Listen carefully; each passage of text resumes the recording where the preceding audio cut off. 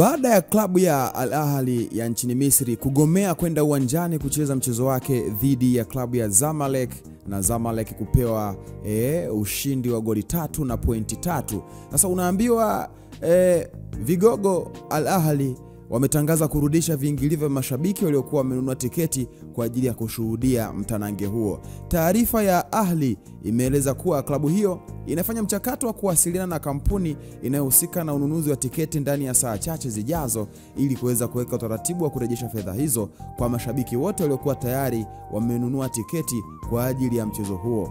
Awali, mabingwa hao wa kihistoria wa klabu bingwa barani Afrika waligomea mchezo huo wakishinikiza shirikisho la soka nchini Misri, yani EFA, kuteua waamuzi wa kigeni kuchezesha mchezo huo, wakigomea dabi hiyo kubwa zaidi barani Afrika kusimamiwa na waamuzi wa ndani ya nchi ya Misri.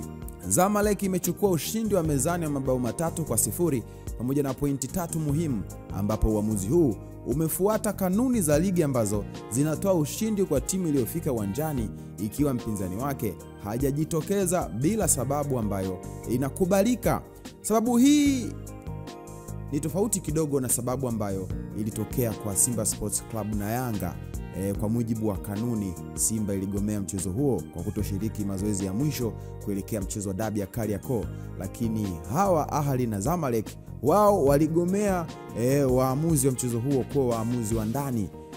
Wao wanataka waamuzi wa mchezo huo watoke nje, na mara nyingi imekuwa ikifanyika hivyo, na mara nyingi zaidi pia mchezo huo umekuwa ukichezwa nje ya taifa la Misri.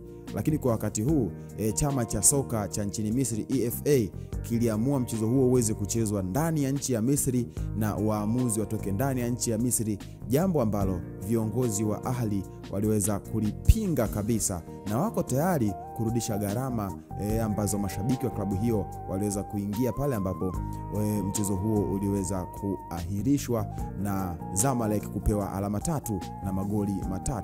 Nione kwenye comment maoni yako, itakuwa swadakta sana. Mimi nitakuwa Miki Cliff, msema chochote, nimesema chochote kitu kuhusu Al Ahly kurudisha viingilio vya mashabiki ambao walijitokeza kuweza kutazama mchezo wao ambao wao walihususia.